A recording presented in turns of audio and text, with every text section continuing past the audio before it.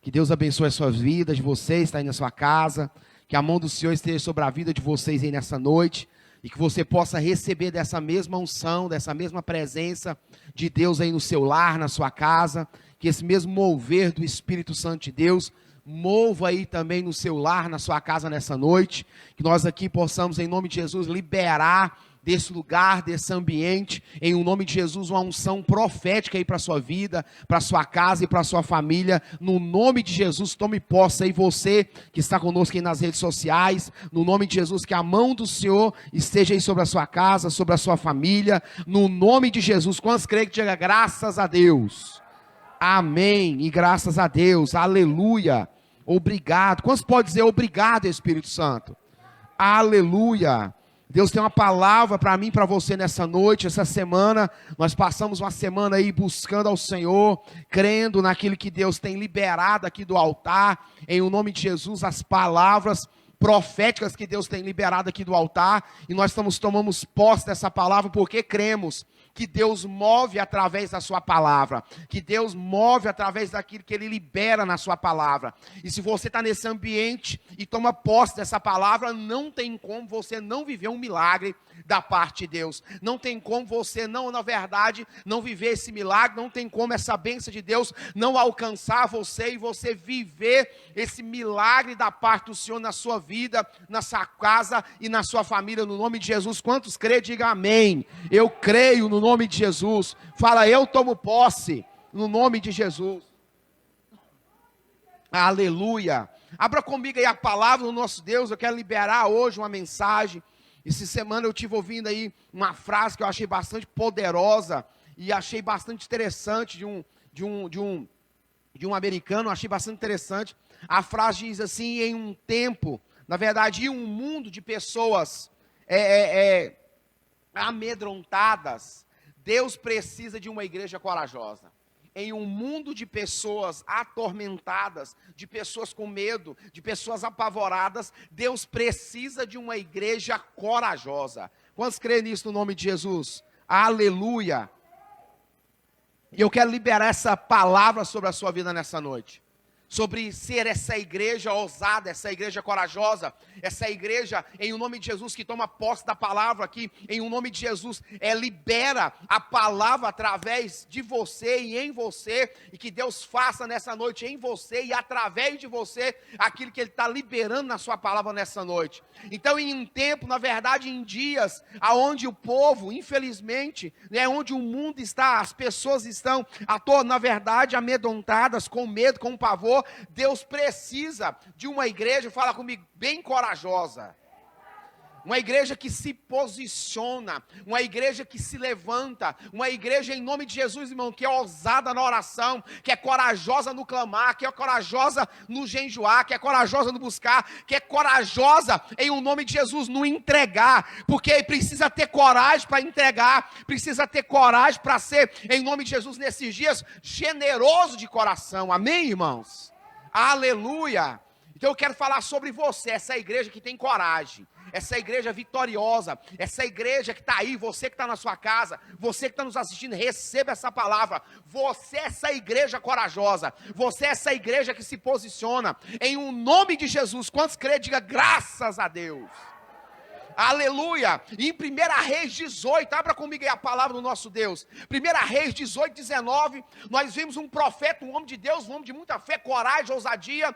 Ele se levanta em o nome de Jesus, irmãos, e o profeta aí é, na verdade, um dos profetas que se posiciona e ele entra num debate, ele na verdade marca um confronto com os profetas de Baal. O nome do profeta é Elias. Ele, em nome de Jesus, ele encontra aí com Acabe e ele ali libera, Deus fala para ele que ia chover, mas antes disso, no 18, 29, ele já tinha marcado esse encontro, esse duelo, e esse profeta aqui representa essa igreja, porque o povo vai se achegar a ele representa um homem com muita fé, com muita ousadia, com muita determinação, determinação. E nesse texto aqui é interessante, porque quando ele se levanta, se Deus precisa de uma igreja ousada, de uma igreja que entende o seu papel, de uma igreja que entende o seu posicionamento, a Bíblia nos ensina que ele se levanta, e quando ele se levanta, nesse debate, nesse duelo, entre, na verdade, o homem de Deus, o povo que, na verdade, se achegou ao povo de Deus, e os profetas de Baal, e o desafio era, na verdade, o Deus que se foi, na verdade, fizesse fogo descer do céu, era o verdadeiro Deus. E esse desafio, irmãos, ele é poderoso para os nossos dias, porque eu acho que a igreja nunca foi tão, na verdade, desafiada. A igreja nunca foi tão, na verdade, assim, tão acuada, tão desafiada a ser igreja, a se posicionar como igreja, a ser corajosa, a ser ousada, a ser em nome de Jesus, irmãos. É determinante nesses dias, na verdade, como igreja, no seu posicionamento. E quando ele se posiciona aqui, o versículo 29, na verdade, os profetas de Baal já tinham clamado, já tinham pedido, na verdade, já tinham buscado, e nada tinha acontecido. Por quê? Porque um homem de fé se levantou, se posicionou. E olha o que diz o texto, olha aí. E sucedeu que, passando o meio-dia, profetizaram eles, até a hora de se o quê? Oferecer o sacrifício da tarde. Porém não houve o quê? Voz. Nem o quê? Nem resposta, nem atenção alguma. O que isso me chama a atenção? Que quando uma igreja corajosa se posiciona, não fique preocupado com o seu inimigo, porque se Deus fechou, ninguém pode abrir. Ah, irmãos, toma posse disso. Talvez você está recebendo aí, na verdade, várias ameaças, que irmãos, eles invocavam os deuses deles, e eles invocavam de várias maneiras. Nesses dias aqui, eles invocavam se flagelando. Eles tinham, na verdade, uns cordão cheios de, tipo, navalhas, e eles ficavam se batendo e se cortando, para que, na verdade, o Deus deles se manifestasse, mas não se manifestou. Por quê? Porta que Deus fecha, o homem não abre, irmão. E com a verdade, quanto mais eles clamavam, a gente entende isso aqui nessa noite, que quando Deus trava, fala comigo, ninguém pode abrir. Irmão, quando Deus impede uma resposta divina, ninguém mais responde, é só Deus é quem fala. E aqui, irmãos, nós queremos entender, na verdade, o quanto é importante, na verdade, uma igreja se posicionar diante dos seus adversários, diante dos seus inimigos, entendendo, irmãos, que Deus é um Deus poderoso e que pode todas as coisas. Deus se posicionou aqui, o homem de Deus se posiciona, marca um confronto entre seus inimigos, se levanta e fala, pode ir vocês primeiro, pode clamar aí, seu Deus, se descer fogo do céu, Ele é o verdadeiro Deus, se não descer, infelizmente é mentira, é engano, isso é muito importante para os nossos dias. Deus precisa de uma igreja corajosa nesses dias, uma igreja que está disposta, em nome de Jesus, a aceitar desafios. Uma igreja ousada nesses dias, uma igreja que está disposta a viver aquilo que Deus, na verdade, está nos pedindo para que nós, na verdade, nos posicionando nesses dias. Olha aí o versículo 30, olha o que ele faz. Quando chega a vez do Senhor se manifestar, então Elias diz a todo o povo, chegai-vos o quê? Chegai-vos a mim. E todo o povo se achegou a ele. E o quê? Restaurou o altar da onde? Do Senhor, que estava o quê? Quebrado. O que isso aqui nos ensina, irmãos? Esse homem Elias, ele representa uma igreja corajosa que se posiciona. Ele estava tão cheio de fé que ele falou assim, povo, se achegue a mim. O que a gente entende com isso? Que quando a palavra está sendo liberada, se você pega essa palavra, se você captura essa palavra que está sendo liberada aqui, se você fala, é para mim, vou me posicionar, vou me achegar nessa posição, em o nome de Jesus, de entendimento. Aí restaurar o altar aqui, nós temos, na verdade, entendemos que Deus não pode manifestar no altar quebrado, no altar rachado, no altar bagunçado, no altar desconcertado. O que representa esse altar hoje, pastor? Representa a nossa alma, representa as nossas estruturas. Você pode estar, na verdade, com dificuldade, passando na adversidade, mas entenda, Deus não te abandonou. Deus está com você. Oh, aleluia, eu creio nisso, irmãos.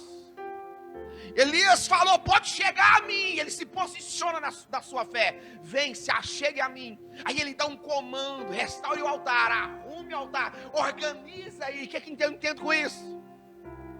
Nós precisamos, irmãos, ter convicções dentro de nós, que o nosso Deus é o único Deus que se manifesta acima de qualquer dificuldade, acima de qualquer luta, acima de qualquer adversidade, acima de qualquer perseguição. O nosso Deus se posiciona a favor daqueles que creem em o nome de Jesus.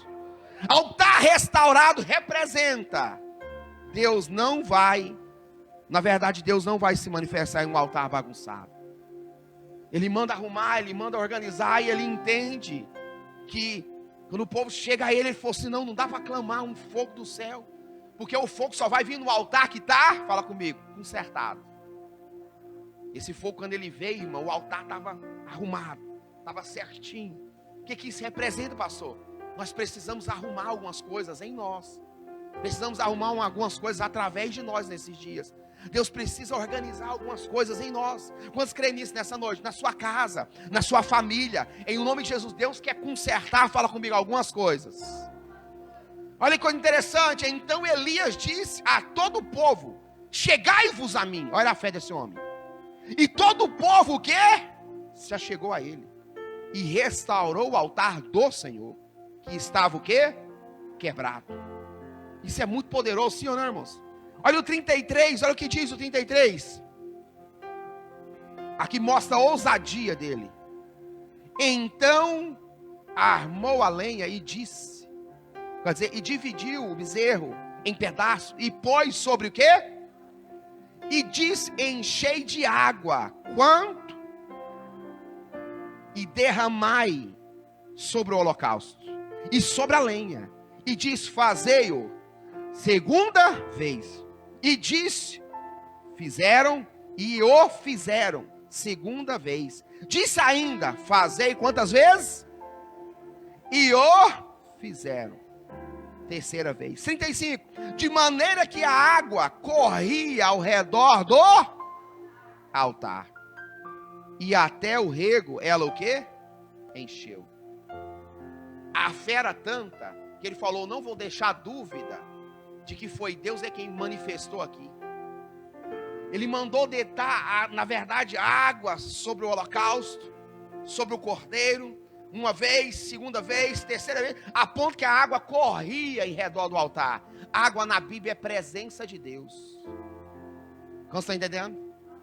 Você precisa ter presença de Deus para o fogo de Deus se manifestar na sua vida. Ah, irmão, pega isso. Levante as suas mãos que eu quero profetizar sobre a sua vida. Eu profetizo sobre a sua vida nessa noite a presença do Espírito Santo, porque a água na Bíblia representa a sua presença. A Bíblia nos fala que o Senhor se manifestou em Atos como um som de muitas águas. Eu quero liberar sobre a tua igreja, sobre o teu povo, essa presença, meu Deus, essa água, meu Deus, do Espírito de Deus, essa água, esse rio que jorra do altar, meu Deus, e alcança os teus filhos. Meu Deus, é no nome de Jesus, eu quero profetizar que quando o fogo vier, meu Deus, essa água é combustível, ó Deus, para o fogo, em nome de Jesus, consumir a oferta e levar aos céus dos céus, ó Deus. Aleluia. Fala comigo, temos que ser ousados na oração. Fala, uma igreja corajosa é uma igreja ousada. Ousada. Nós queremos coisas grandes de Deus, mas quanto maior o desejo do seu coração por algo grande, maior vai ser a sua entrega pelaquilo que você quer de Deus. Não adianta a gente querer algo muito grande de Deus e não querer entregar nada. Se nós queremos algo, na verdade, extraordinário de Deus, nós precisamos ter uma busca extraordinária também diante do Senhor. E nesses dias, irmãos, nós temos, na verdade, tido tempos para buscar ao Senhor. Sim ou não, irmãos? Na verdade, esse ano foi um tempo que algumas coisas parou. E se a gente entender o propósito de buscar a Deus, de clamar ao Senhor, de ler um livro, irmão, de buscar ao Senhor, de buscar na palavra, de ler um livro, irmãos, isso é muito importante. Nós, na verdade, aprofundar os nossos conhecimentos, na verdade, no Senhor. E para encerrar, olha o versículo 38. Olha que coisa interessante. Depois que ele é ousado, depois que ele clama, joga água, olha o que Deus diz no 38. Então caiu o fogo da onde? Do Senhor. Então caiu o fogo do Senhor e consumiu o holocausto. E depois o quê? E o quê? e o pó, e lambeu o quê? A água que estava na onde? No rego. Deus é Deus de detalhes, sim ou não? O que vendo todo o povo caíram sobre os seus rostos, disseram, só o Senhor é Deus. Diga comigo, só o Senhor é Deus. Eles repetem a segunda vez, só o Senhor é Deus. O que você quer dizer com isso, pastor? Que além de, na verdade, uma igreja corajosa, ousada, é uma igreja que se posiciona, uma igreja que ora com ousadia, uma igreja, na verdade, que não corre dos desafios, mas também é uma igreja que entende que a oração traz fogo do céu. Sem oração, sem fogo, irmãos. Sem oração, sem presença. Sem oração, sem intimidade. Sem oração, infelizmente, sem manifestação de Deus. Porque Deus se manifesta, Ele faz. Eu creio nisso, irmãos. Deus faz tudo através da oração. Sim ou não, irmão? E nada sem ela. Sim ou não? Nós entendemos esse propósito. E eu quero que você comigo, nessa noite, caminhe aí na palavra. Abra comigo a Bíblia aí no nome de Jesus. Está um pouquinho para trás aí agora. Vai para o Deuteronômio. Eu quero falar sobre uma igreja nessa noite.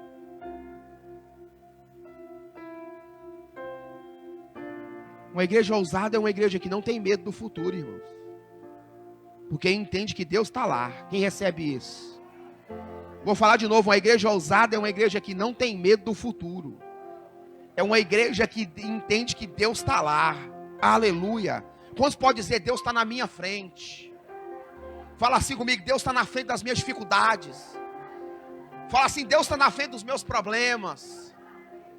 Aleluia. Quantos creem que Deus está na frente, irmãos? Eu estou dizendo que uma igreja ousada é uma igreja que não, na verdade, tem medo do futuro. Porque entende que Deus é Senhor. Ele é o mesmo ontem, hoje e é eternamente na nossa vida. Glória a Deus, aleluia.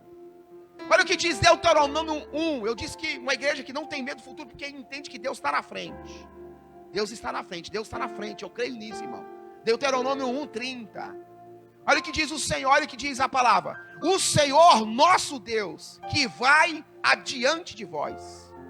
Ele pelejará por vós, conforme tudo o que fez convosco diante dos vossos olhos no Egito. Ah, irmão. Fala assim, conforme os nossos olhos no Egito. Fala assim, Deus está fazendo lembrando. Deus está fazendo lembrar dos teus feitos. Que Ele foi na frente do teu povo. Ah, irmãos, isso é poderoso demais. Eu creio nisso, irmãos. Uma igreja corajosa, grave isso. É uma igreja que não tem medo do futuro. Pastor, mas amanhã, confie em Deus. Pastor, mas o que está acontecendo? Você está vendo o jornal? Sim, irmão, nós estamos vendo, mas eu estou aqui. Na verdade, a fé, ela ofende tudo que é natural. Então tudo que a gente assiste na semana, todas as fadigas, todas as aflições, na verdade que estão nos jornais, todo o pavor, todo o medo que está sendo gerado. Entenda isso, irmãos, nós precisamos confiar em Deus. Porque a fé, ela ofende tudo aquilo que é natural. Então quando eu falo de coisas de fé, se a sua mente buscar o natural, vai haver um confronto, a fé confronta. Ou você acredita ou você duvida. Ou você crê que Deus foi na frente daquele povo e aquele povo venceu, e do mesmo jeito Deus vai na sua frente e você vai vencer. Ah, Deus! Ou você não acredita, irmãos. Deus está na frente até dos seus pensamentos nessa noite. Deus está na frente dos meus pensamentos, irmãos. O nosso maior campo de batalha hoje está na mente. As empresas que mais, na verdade, que mais lucraram nessa pandemia foi as empresas, irmãos, farmacêuticas, as empresas de remédio. Meu Deus, porque a batalha do povo está na mente. É muita aflição, é muita angústia, é muito, irmão, pavor, é muita depressão, é muito símbolo do pânico. Irmãos, é muita depressão, porque, infelizmente, irmãos, o inimigo está atacando a nossa mente. É muito medo, é muito pavor. Deus precisa, no meio de uma geração que está extremamente, irmãos, com medo. Deus precisa, fala comigo, de uma igreja corajosa. Fala de uma igreja ousada. Fala comigo, eu creio. Fala mais forte, eu creio. Fala, em um mundo de pessoas amedrontadas, Deus precisa de mim como igreja corajosa.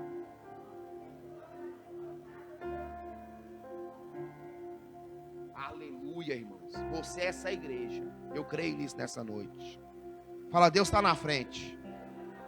Fala, nada vai impedir. Fala assim, uma igreja, na verdade, uma igreja que não teme o quê? Fala comigo, o futuro. Deus foi na frente do seu povo e trouxe livramento, irmãos. Quantos creem nisso? Olha Êxodo, para você ver 14:15. Abra comigo, por favor, em Êxodo 14:15. Deus foi na frente do povo no deserto, irmãos. 14:15. Isso é poderoso, algo que só Deus pode fazer nesses dias. Só Deus pode operar. Êxodo 14:15. E disse o Senhor a Moisés: por que clamas a mim? Diz os filhos de Israel, o quê? Marche. Porque Deus já estava, irmãos, liberando aquilo que Moisés tinha pedido. Diga o povo que marche. Marche, na verdade, contra o mar, contra as adversidades, as dificuldades, na verdade, que nos assola. Deus falou, diga ao povo de Israel que marche, porque eu já estou na frente. Quem recebe isso no nome de Jesus? Isaías 45:2 diz assim: eu irei adiante de vós, na frente, adiante de vós. Endireitarei os caminhos tortos, e quebrarei as portas de bronze, e quebrarei os ferrolhos de ferro. Aleluia, irmãos. Deus está, fala comigo, na nossa frente. Eu creio nisso. Novo Testamento, olha o que acontece quando Deus está na nossa frente. Versículo Lucas 7:11. É Bíblia, irmão, é muita Bíblia. Falando que Deus está na sua frente, é muita confirmação. A Bíblia nos fala aqui, olha o que acontece quando Jesus está na frente. Essa história de Lucas 7 conta a história, na verdade, da viúva de Naim. A Bíblia nos fala, irmãos, que ela vinha, na verdade, saindo da cidade, seu filho tinha morrido. Jesus ia entrando na cidade. Então entenda isso. Existia uma multidão que seguia Jesus. Fala comigo, vida. E existia uma multidão que seguia a viúva, representava a morte. Naqueles dias a pessoa ela ia andando, e as pessoas saíam das suas casas e começavam a seguir o cortejo. A Bíblia nos fala que Jesus ia entrando na cidade com os seus discípulos e com uma grande multidão. Tem sempre esses dois tipos de pessoas andando com Jesus: seus discípulos e uma grande multidão. Olha o que acontece quando Jesus está na frente. Nós estamos no Velho Testamento, estamos no Novo. Quero te ensinar aqui o que acontece quando Jesus está na frente. A Bíblia nos fala que Jesus entrando, Jesus encontra a viúva com seu filho morto no caixão, seguindo o cortejo. Jesus para na frente da mulher, do menino e da multidão que vinha com ela. Dá para entender isso, irmãos? Quando Jesus para, olha que interessante, Jesus para na frente. Eu disse que Deus está na frente. Quando Deus está na frente, não existe problema que não possa ser resolvido. Ah, irmão. Ah, não, irmãos. Vou falar de novo. Quando Deus está na frente, não existe problema que não possa ser resolvido. Aleluia. Ramanai doko manai, rabadai doko. Pastor, mas era morte. Eu disse que não existe dificuldade que não possa ser resolvida. Aconteceu que no dia seguinte ele foi à cidade chamada Naim. E com ele iam, ora, muitos dos seus discípulos. E uma grande... Quem é você hoje? A multidão ou discípulo? Tem sempre esse povo andando com Jesus. Muitos dos seus discípulos. E uma grande... Versículo 12, olha a coisa interessante. E quando chegou perto da porta da cidade, eis que levava um defunto, filho único de uma sua mãe, que era viúva. E com ela ia o quê? Uma grande multidão. Eu disse que com Jesus seguia uma grande multidão. E na verdade era a multidão da vida. Com ela seguia uma multidão. E ali só o pensamento era o quê? Fala comigo, morte. Nesses dias as pessoas nunca pensou tanto em morrer. Sim ou não? As pessoas nunca ficaram tão apavoradas com a morte. A morte está no ar nesses dias. Mas eu disse que Deus precisa de uma igreja corajosa, ousada, que aceita desafios. Quem toma posse disso? Versículo 13, olha lá. E vendo o Senhor, moveu, fala moveu, de íntima compaixão por ela. E disse o quê? Tem hora que Deus vai pedir tudo aquilo que você pode fazer. Porque a única coisa que essa mulher podia fazer na situação era o quê? Chorar. Jesus, olhando para ela, na frente dela, disse: mulher, não chores. Era tudo aquilo que ela podia fazer. E Deus falou para ela fazer, parar de chorar. Então entenda. Olha para o versículo, próximo versículo. E chegando-se, tocou na onde? No esquife. E os que o levavam pararam e disse: jovem, olha que interessante. E disse: jovem, a ti te digo, levanta-te. E o que? Fora, olha o passado, fora, defunto. Assentou-se e começou a falar. Eu disse, quando Jesus está na frente, nenhuma dificuldade fica sem ser resolvida. E eu quero profetizar sobre a sua vida. Deus está na frente da sua dificuldade. Deus está na frente das adversidades. Você é uma igreja ousada que não tem medo do futuro, porque Deus está na sua frente. Pastor, mas a crise, tu me posta essa palavra. Eu disse que a fé, grave isso, a fé ofende tudo aquilo que é natural. Se você não pegar essa palavra de uma maneira espiritual, você não consegue entender aquilo que Deus está falando com você. Pastor, mas está falando de crise, está falando que não vai melhorar, está falando que vai levar muito tempo. Irmãos, entenda isso, em tempo de crise, o dinheiro não some, ele só troca de mão. Levanta as suas mãos, que Deus te dê uma boa ideia, que Deus prospere o seu trabalho, que Deus prospere o trabalho das suas mãos, que Deus te dê uma boa ideia, uma boa estratégia. Você que é de venda, você que trabalha, que Deus te dê uma estratégia, que Deus te dê em nome de Jesus uma estratégia que traga prosperidade de Deus para a sua vida, para a sua casa, para a sua família. Porque em tempo de crise o dinheiro não some, o dinheiro só troca de mão. Recebe aí no nome de Jesus uma ideia, em nome de Jesus nessa noite. Eu creio nisso. Quantos creem nisso no nome de Jesus? Olha a confirmação que Deus está na frente. Nós abrimos Deuteronômio 1. Agora abre aí, Ed, 31. Olha Deus falando. Olha como que Deus está confirmando. 31. Lá no final do livro. Deuteronômio 31. Versículo 8. Olha que palavra forte. O Senhor, pois, é aquele que vai adiante de ti. Recebe isso aí. Ele será contigo. Não te deixará, nem te desamparará. Não temas, nem te espantes. Ah, irmãos, que é isso, meu Deus? É poderoso. Eu estou dizendo que uma igreja ousada não teme o futuro, porque Deus está na nossa frente. Meu Pai, eu creio nisso. Eu recebo essa palavra nessa noite. O Senhor, pois, é aquele que vai adiante de ti. Ele será contigo, não te deixará, nem te desamparará. Não temas, nem se espante. Eu creio nisso, irmãos. Eu recebo isso na minha alma, no meu espírito, no meu entendimento. Eu creio, Deus está comigo. Pastor, mas na minha casa, Deus está com você, não se espante, fique tranquilo.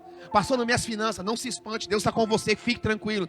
Pastor, no meu casamento, fique tranquilo, Deus está com você, não se espante. Pastor, na minha vida emocional, não se espante, Deus está com você. Pastor, amanhã eu tenho um problema que só Deus para resolver, então não se espante, Deus está saindo na sua frente agora. Creia nisso, irmãos, creia nisso. Creia nisso, a fé tem esse poder, irmãos, de ser liberada a palavra, e a palavra, irmãos, se manifestar em nome de Jesus na minha e na sua vida. A Bíblia nos fala que Jesus chegou numa figueira, e na verdade ela não tinha figo, só tinha folhas bonitas. Ela atraiu Jesus, e Jesus chegando lá e queria comer, e não tinha. Ele falou assim: na verdade, seque agora, seja amaldiçoado, e nunca mais ninguém coma figos na verdade de ti. E a Bíblia fala que no outro dia Pedro passa por ela e vê ela seca. No outro dia, o texto é bem claro, no outro dia Pedro passa e vê, fala: Senhor, lembra da figueira que o Senhor amaldiçoaste? Ela secou. Aí ele olha para assim: Pedro, tens fé em Deus? Porque em verdade vos digo que qualquer que disser a esse monte, erga-te e lança-te no mar, e não duvidar no seu coração, mas se crer naquilo que se diz, tudo quanto lhe disserem será feito. Meu Deus! Aquilo que você está recebendo agora aqui, se você tiver fé, amanhã se manifesta na sua vida. Ah, irmãos, eu creio nisso. Se você libera uma palavra com fé, Jesus olha para Pedro e fala: tendes fé em Deus? Eu liberei a palavra ontem, você viu hoje. Irmãos, enquanto você está crendo hoje aqui, Deus está trabalhando. Essa noite pode durar, na verdade, a tristeza, o pranto, pode durar toda uma noite. Mas amanhã, no amanhecer, vem a alegria do Senhor nas nossas vidas. Quem crê nisso, diga graças a Deus. Aleluia. Uma igreja ousada, irmãos, que na verdade, que não está amedrontada, mas é uma igreja corajosa, também não tem medo do passado. Isso é legal, não é, irmãos? Tem medo do passado, não. Por isso que uma igreja que não tem medo do passado é uma igreja que não tem medo de olhar para trás. Como assim, pastor? Se a gente olhar para trás, você vai ver quantas obras Deus já fez na minha, na sua vida, sim ou não? Abre o texto aí para você ver como que Deus está, na verdade, nos guardando aí. Por que você não precisa ter medo, irmãos? Pastor, mas eu fiz algumas coisas, não deu certo. Alguns negócios não deu certo. Não fique tranquilo, irmãos. Deus está lá, Deus está no nosso passado, Deus está no meu e Deus está no seu. Não fique com medo. Abra comigo Isaías 52. Olha o que diz o texto, Isaías 52. Deus está atrás, na nossa retaguarda. Quem crê nisso? Eu creio nisso. Deus está na sua retaguarda, Deus está na minha. Uma igreja que não tem medo, irmãos. Isaías 52, 12, diz assim: porque vós não saireis apressadamente, nem ireis fugido. Olha que coisa forte. Porque o Senhor irá, fala comigo, adiante de vós. E o Deus de Israel será a vossa. Eu creio. Uma igreja ousada é uma igreja que não tem medo do passado. Passou um ano passado, foi muito ruim, foi. Mas fique tranquilo. Esse ano é o ano de Deus te abençoar, creia nisso. É o ano de tomar posse, irmão, de coisas grandes, em nome de Jesus. Quantos creem nisso, irmãos? Quantos conseguem receber essa palavra? Eu vou falar isso várias vezes. A fé, ela ofende tudo que é natural. Então, irmãos, olha que coisa interessante. Fala comigo, uma igreja que recebe a autoridade de entender que Deus é quem guarda a nossa retaguarda. Por isso que Efésios 6, 10 fala sobre as armaduras do Senhor. Quem já leu lá? Não existe armadura para onde? Para as costas.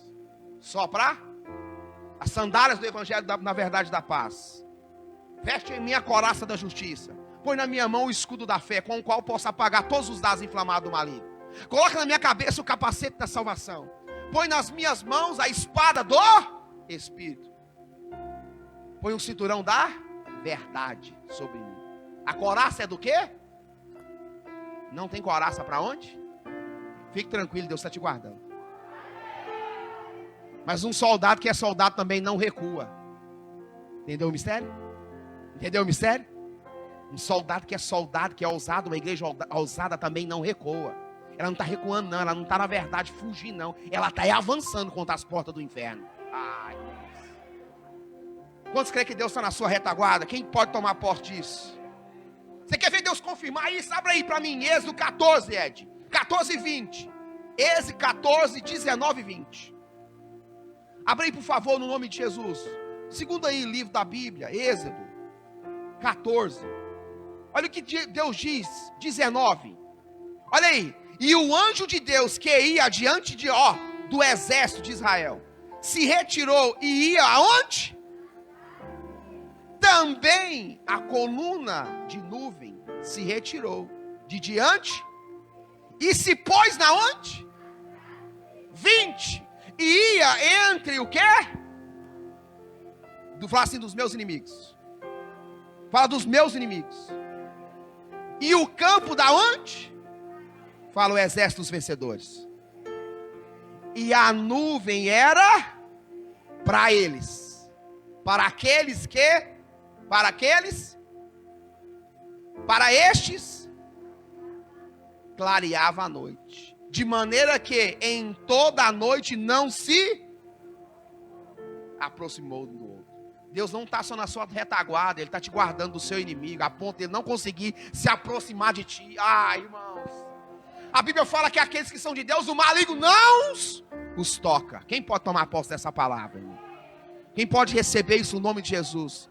Quem pode falar, eu creio, eu sou de Deus e o maligno não me toca? Quem pode falar, minha casa é de Deus e o maligno não toca? Quem pode dizer, quem pode profetizar, irmão? Quem pode levantar a voz e falar assim, a minha casa é de Deus e o maligno não a toca? A minha família é de Deus e o inimigo não a toca? Eu creio nisso.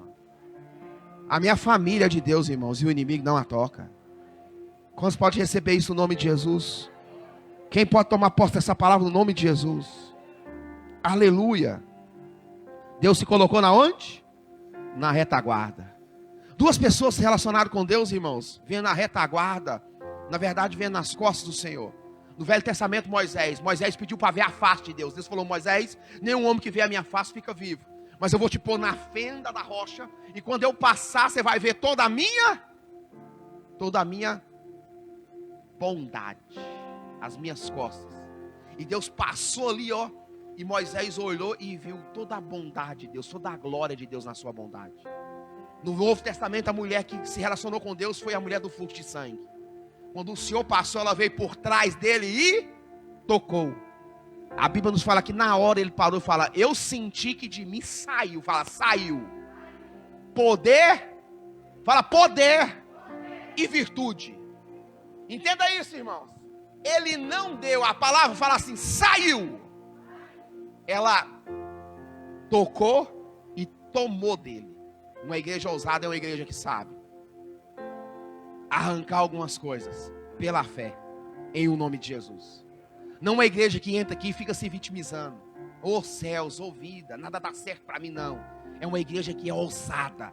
Ela falou, se tão somente eu tocar na orla das suas vestes, eu serei curada. Ela não falou assim, tem 12 anos que eu sofro, tem 12 anos que eu estou padecendo, já pedi todo o meu dinheiro, já não aguento mais em curandeiro, já não aguento mais em médico, já não aguento passar humilhação, já não aguento ficar longe da minha família, já não aguento ficar sangrando, já é 12 anos sangrando. Ela não se vitimizou. Ela falou, eu estou sabendo que ele vai passar lá, eu só vou tocar e vou receber e vou embora. Entendeu esse mistério, irmãos? Uma igreja corajosa, uma igreja ousada, é uma igreja que não entra aqui e fica se vitimizando. Nada dá certo para mim. Minha família, misericórdia. Não, irmão. Se relacione com Deus. Irmão, Deus de costas para nós revela a sua bondade. Ah, pastor, Deus virou as costas para mim. Então fique tranquilo. Bondade de Deus vai alcançar a sua vida. Em nome de Jesus. Jesus andando, devagarzinho. Diz a Bíblia que ele para. E ela vem e toca. E quando ela toca, ela arranca dele poder e virtude. Poder, a Bíblia fala que ela foi curada na hora. Fala na hora. Fala comigo, na hora. Fala assim, eu preciso me relacionar com Deus e viver experiências com Deus na hora. Quem quer viver alguma experiência e Deus agir na hora? Ah, irmãos, vou perguntar de novo. Quem quer viver uma experiência com Deus e Deus agir, fala comigo, na hora? Irmão, quando ela tocou, foi na hora. O poder estancou. Ela foi curada na hora. Aí ele para, porque ele falou que saiu quantas coisas?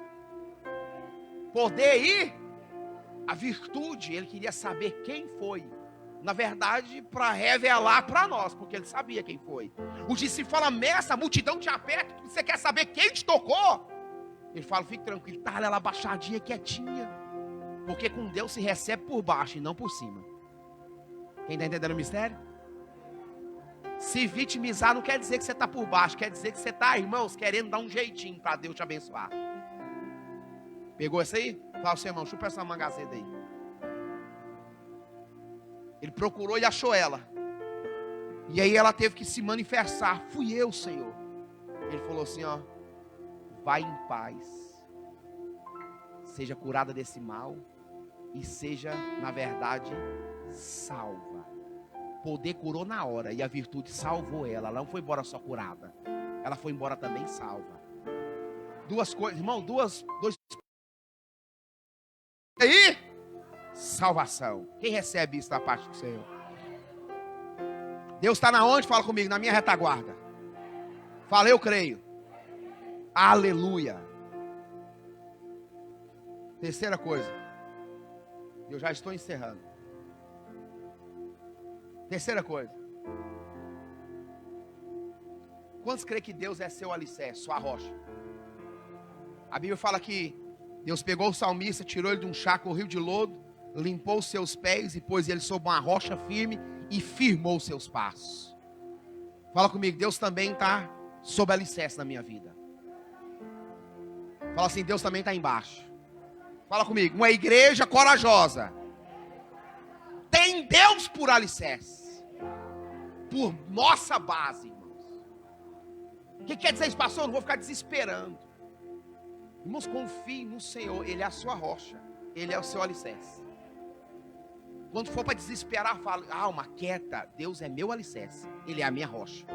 Quando for para dar aquela desesperada, aquela angústia, aquela aflição, talvez aquele batimento mais forte, talvez venha aquela aflição, você fala, Deus é a minha, fala comigo, a minha rocha, e eu não temerei. Olha onde Deus, na verdade, fala que está embaixo. Deuteronômio 33. Abra comigo aí, por favor. Lá no finalzinho do livro. Deuteronômio 33. Bem no final mesmo. 33, 29, 27. Deus está embaixo, olha a coisa forte. O Deus eterno é a tua habitação. E por baixo está o quê? Aleluia. Ele lançará o inimigo de onde? Diante de ti. E dará o quê? E dirá o quê? Destrói. 28. Israel, pois, habitará só, seguro na terra. Da o quê? Da fonte de Jacó, na terra de grandes fontes de Jacó. Na terra grande. E de quê? E de moço. E os seus gotejarão orvalho. 29. Bem-aventurado tu, ó Israel, que é o quê? Quem é como tu? Um povo salvo pelo quem? E o escudo do teu socorro e a espada da tua majestade. Por isso os teus inimigos te sujeitam e tu pisarás sobre o quê? Suas alturas. Deus fala comigo, é nosso alicerce. Confirma comigo e fala assim, eu creio que Deus está como alicerce. Fala, Deus está embaixo. Eu creio. Salmos 139, 8. Abre aí para mim, Ed. Salmos 139, 8.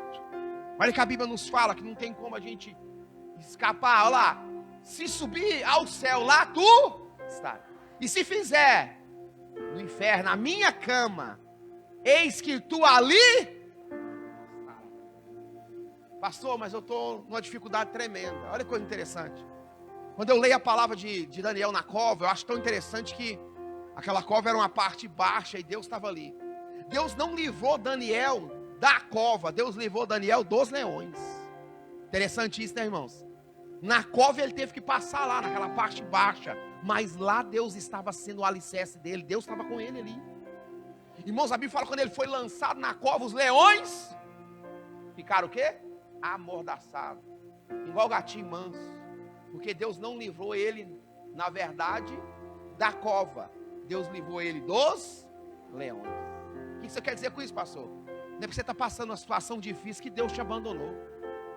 É nesse lugar que Ele vai te encontrar, é nesse lugar que Ele vai falar contigo, é nesse lugar que Ele vai te abençoar, é nesse lugar que Ele vai te encontrar e te abençoar, irmãos. Naquele lugar, irmãos, é um lugar de pressão. Daniel foi jogado por quê? Porque orou. 3 vezes no dia ele orava. Baixou um decreto e falou, quem não orar para o rei, vai ser jogado na cova dos leões. Os inimigos de Daniel achou que ia pegar ele desse jeito, naquilo que ele mais era fiel. 3 vezes no dia ele orava, voltado para Jerusalém. Pegaram ele orado, foi lá e penduraram ele. Pegaram Daniel, jogaram na onde?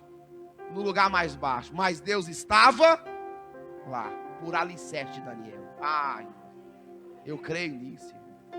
Fala, uma igreja vitoriosa. Fala, uma igreja corajosa. Tem Deus por seu alicerce. Quantos creem nisso no nome de Jesus?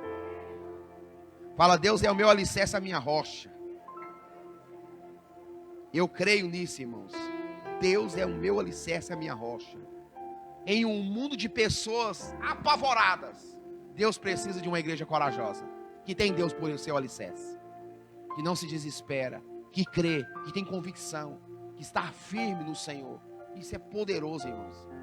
Que entende que o mesmo Deus que está na frente, que está na retaguarda, é Deus que é nosso alicerce. Quantos creem nisso no nome de Jesus?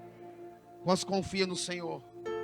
Porque tem hora, irmãos, que não tem explicação, é só Deus por nosso alicerce. A Bíblia fala que Paulo e Silas estavam pregando, fala pregando. Fala de novo, o que eles estavam fazendo? Pregando a palavra de Deus.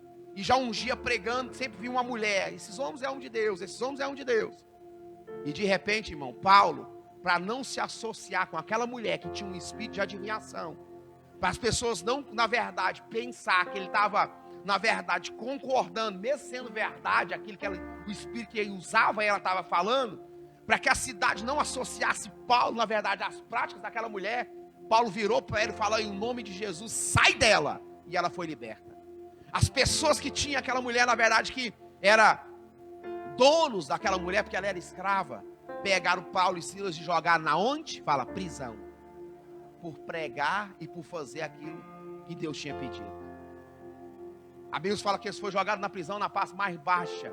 E a Bíblia nos diz que eles foram presos de pé e mão no tronco, no mais fundo do cárcere. Eu quero dizer que nesse mesmo lugar mais fundo, Deus é seu alicerce. A Bíblia fala que à meia-noite, que hora? Paulo e Silas já tinham levado uma taca de vara. Irmão, e a vara era da grossura de um dedo. E não tinha, na verdade, quantidade, porque os açoites de chicote, que chamava flagelo, era 40 menos 1, 39. Mas quando apanhava de vara, podia dar o tanto que o braço do soldado aguentasse. Um estudo fala que, em médias, cada um deles levou de 70 a 80 varadas da grossura do seu dedo. E não era varinha de bater em menino, não, irmão, era uma vara grande. Uma vara de distância. E sapecou eles. Eles com lombo quente, fala lombo quente. Quem já viu essa expressão? Menino, você é quieta, que senão você vai dormir com o lombo quente. Não é assim que você já ouviu? O lombo dele estava tão quente que não dava nem para dormir. E ele fala, Silas, como é que tá? A boca tá boa. E a sua também. Então vamos adorar. E eles começaram a cantar, irmão. Eu já li essa passagem várias vezes. Eu queria saber o que eles cantavam. Descer um hino poderoso. A Bíblia fala que quando eles começaram a cantar, os presos no cárcere, irmão, lá embaixo, os presos se silenciou e só ouvia Paulo e Silas adorando a Deus. Ah, pastor, eu estou embaixo, eu estou por baixo, as coisas não estão dando certo, eu não quero adorar, eu não quero ler Bíblia, você está fazendo tudo errado. E mesmo nessa posição, adore ao Senhor, você vai ver livramento de Deus. Mesmo nessa posição, adore ao Senhor, porque você vai ver livramento de Deus. A Bíblia fala que perto da meia-noite, isso é muito poderoso, eles adorando, e de repente, tremeu o cárcere, e as cadeias foram quebradas. Deus está por nosso alicerce, creia nisso no nome de Jesus. Até mesmo no cárcere, irmãos, Deus está por nosso alicerce. Lá embaixo, no lugar mais baixo da prisão, no lugar mais escuro da prisão, acontece algo impressionante. Paulo olha para o carcereiro, ele com muito medo, que a sentença dele era morte, e não uma morte muito boa, porque ele achou que os presos tudo tinham fugido. Ele foi para pular na espada. Paulo fala, não faça isso, fique tranquilo. E ali a palavra nasce. Aquele carcereiro, crê no Senhor Jesus e será salvo, tu e a tua casa. Isso é muito bom, né, irmãos? Ele foi para aquele lugar para salvar o carcereiro e a casa dele, todinha. Porque Paulo foi tirado daquele lugar, foi para a casa do carcereiro, passou lá a noite, comeu, pregou para o povo se converteu. E pela manhã ele volta para o cárcere. Olha que obra, irmãos. Tem hora que você está por baixo e não entende por quê. É obra de Deus. Porque até lá ele é o nosso alicerce. Pastor, está por baixo, tem gente que já ficou por baixo nas finanças, sim ou não? As coisas muito difíceis, está lá por baixo, cabisbaixo, sem saber o que fazer. Tem gente que está por baixo do seu emocional, não sabe o que fazer. Tem gente que está por baixo do casamento, não sabe o que fazer. Tem gente que está por baixo da sua casa com os filhos, não sabe o que fazer. Entenda, Deus é seu alicerce. Nessa posição, adore ao Senhor e espere a manifestação do Senhor. Ai, porque eu creio que se nós adorarmos com fé, tremor de Deus contra as cadeias que nos prende vai se manifestar. Receba isso no nome de Jesus. Aleluia. E por último, Deus está, fala comigo, em cima. Eu achei interessante isso aqui, irmãos. Deus está na onde? Quando a gente fala que está em cima, parece tão óbvio, Deus está em cima. Mas eu vou trazer para a sua realidade, o que é Deus está em cima. Porque a gente pensa assim, Deus está em cima, é um Deus tão longe da gente. Não, irmãos. Deus está em cima. Ele está, na verdade, acima das suas dificuldades, acima das suas dores, acima das suas aflições, acima das suas perturbações, acima. Irmão, Deus está acima, irmãos. Não é acima de distância, longe, terceiro céu. Não, irmãos. Deus está hoje aqui, eu creio nisso. Deus está falando no nosso coração. Leia o texto, por favor. Salmo 113. Falando que Deus está aí nessa posição aí em cima. Ele é um Deus adorado de gerações em gerações. Eu creio nisso. Quantos creem nisso? Aleluia, glória a Deus. Salmo 113, 4 e 5. Exaltado está o Senhor acima de todas as nações, e a sua glória sobre os céus. Quem é como o Senhor nosso Deus, que habita nas alturas, o qual se inclina para ver o que está na onde? Nos céus e na terra. Levanta o pobre do pó, do monturo, levanta o necessitado, para o fazer assentar com os príncipes, mesmo com os príncipes do seu povo. Levanta a mão e fala assim: eu creio, Deus está acima de todas as minhas dificuldades, e de gerações Ele governa. Aleluia. A Bíblia fala em Naum, do 1 ao 7, fala sobre o caráter de Deus. E nesse mesmo texto fala que Deus ele está tão acima que ele fala que as nuvens é como o estrado dos seus pés. Já pensou, irmão, que Deus maravilhoso? A Bíblia fala que o caráter de Deus, fala comigo, é bom. Eu creio nisso, irmãos. No Novo Testamento a Bíblia fala que Jesus vinha andando sobre, fala comigo, as águas. Fala assim, Deus está acima de todas as dificuldades. Porque naquele dia era a tempestade que afastou o barco dos discípulos. A Bíblia fala que Jesus foi orar e o barco foi açoitado pelas ondas, ele afastou. Jesus na terceira vigília, 3 horas da manhã, ele vem andando sobre as águas, em cima da dificuldade. Quantos recebem isso? E para fechar, Lucas 19 fala sobre Zaqueu. Se Deus está em cima, Deus fez uma obra na vida de Zaqueu, em cima da figueira. Isso é interessante, irmão. Zaqueu pensou que ia só ver Jesus e escapar de Jesus, porque ele estava o quê? Acima. O que isso quer dizer com isso, pastor? Não importa o quanto você acha que está em cima, Jesus, nosso Deus, sempre está mais acima. Zaqueu ali caladinho, só ia olhar, ia ficar quietinho, e Deus, Jesus olhando para cima disse: Zaqueu, desce depressa, porque hoje me convém pousar na tua casa. Deus está acima, irmãos. Eu quero que vocês coloquem de pé no nome de Jesus, e nós vamos orar. Nós vamos fazer essa oração para que Deus nos dê essa ousadia nesses dias, dessa igreja corajosa. Porque eu disse que em um mundo de pessoas atormentadas, apavoradas, Deus precisa de uma igreja corajosa, ousada. Nós somos essa igreja hoje. E eu quero orar por você nessa noite. Eu quero liberar uma palavra de Deus sobre a sua vida. Quero liberar uma palavra profética de Deus sobre a sua vida. Eu quero que o Espírito de Deus fale ao seu coração nessa noite. Que você receba essa palavra. Que você entenda que nós não precisamos ter medo do futuro. E também nem ter medo do passado. Que nós possamos, na verdade, não ter medo. Na verdade, porque Deus está por nosso alicerce. Porque Deus está acima de todas as dificuldades que nós estamos enfrentando nesses dias. Que nós, nessa noite, sejamos essa igreja, fala comigo, corajosa, ousada, destemida. É nessa noite que nós precisamos ser, irmãos. E eu quero liberar uma palavra de Deus sobre a sua vida nessa noite. Eu quero colocar o meu coração nessa noite, em nome de Jesus, nessa oração. E eu quero que você feche os seus olhos comigo. Nós vamos adorar uma canção aqui agora. E eu quero orar por você nessa noite. Eu quero liberar essa palavra sobre você que está aí na sua casa, você que está vendo aí pela internet. Que Deus alcance o seu coração nessa noite. Em um mundo onde as pessoas infelizmente estão atormentadas, apavoradas, afligidas, apavoradas. Deus precisa de uma igreja corajosa. Deus precisa de você, em nome de Jesus, como uma igreja que não, na verdade, não foge dos desafios, que está disposta a reestruturar o altar, que está diante da verdade disposto a fazer uma oração ousada nessa noite. Você que está aqui quer viver algo grande da parte de Deus.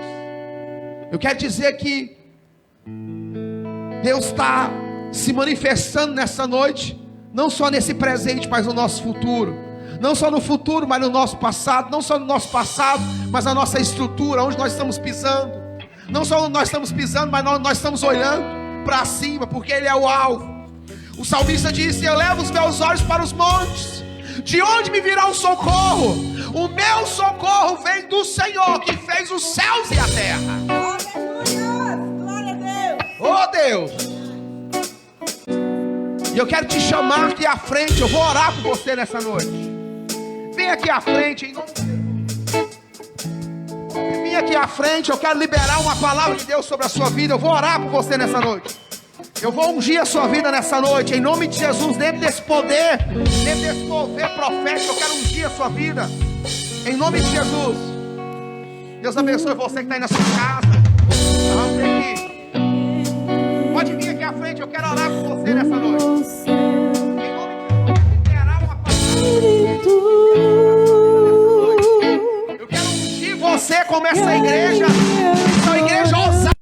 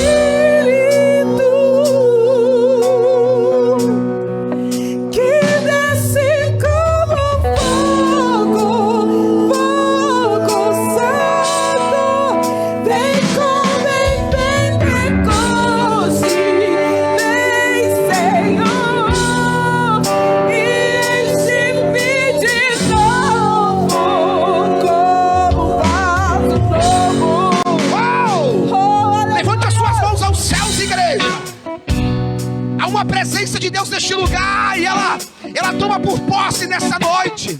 Você com a sua mão levantada, você é essa igreja corajosa, essa igreja que se posiciona, essa igreja em o nome de Jesus que não negocia, essa igreja, irmãos, que toma posse da palavra e vive um milagre da parte de Deus.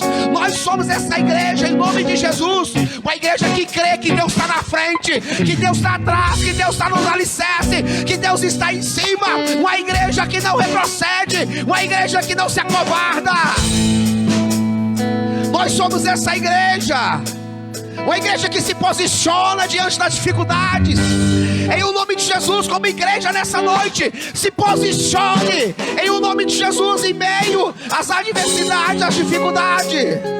Yeremini dokomanai darabadarakato komanai yabidu yarabadarakato komanai sharabadarabadarakatu komanai dorokotoko. Oh Deus, Espírito Santo, nós cremos em Ti, ó Deus. Nós cremos na Tua palavra. Nós cremos naquilo que o Senhor liberou nessa noite sobre as nossas vidas. Sopra, Espírito Santo, sobre as nossas vidas, sobre as nossas casas. Que essa palavra, ó Deus, nos encoraje. Que essa palavra, ó Deus, ó Pai, encontre o repouso no nosso coração. Que o Senhor nos levante nessa palavra nesses dias. Que o Senhor levante, ó Deus, o empresário. Que o Senhor levante, ó Deus, as casas, os lares. Ó Deus, os funcionários. Que o Senhor abra as portas para aquele que está desempregado, aqueles que estão internados. Deus, libera essa mesma unção nos hospitais, na UTI. Meu Deus, guarda a imunidade do Teu povo. Guarda a casa do Teu povo, ó Deus. Ei! Yarabana, yarabana, yadokomana, yarabadarakatoko. Levanta, Deus, uma igreja de fé, meu Pai. Levanta uma igreja ousada, Deus. Uma igreja corajosa. Porque eu creio em um mundo de pessoas amedrontadas. Deus precisa de uma igreja corajosa que se posiciona. Oh!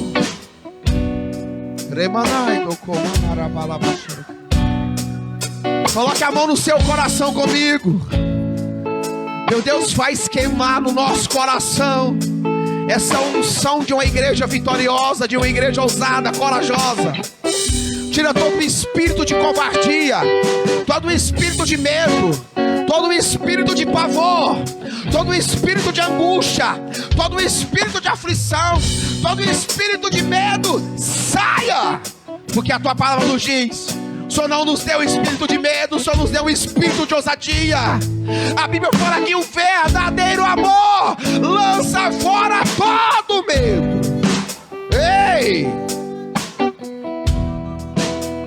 Com as mãos para cima, nós já vamos encerrar. Aplauda um Deus que marcha com a igreja corajosa. Aplauda um Deus que opera através de uma igreja corajosa. Aplauda um Deus que marcha, que vai avante. Uma igreja ousada e corajosa. No nome de Jesus.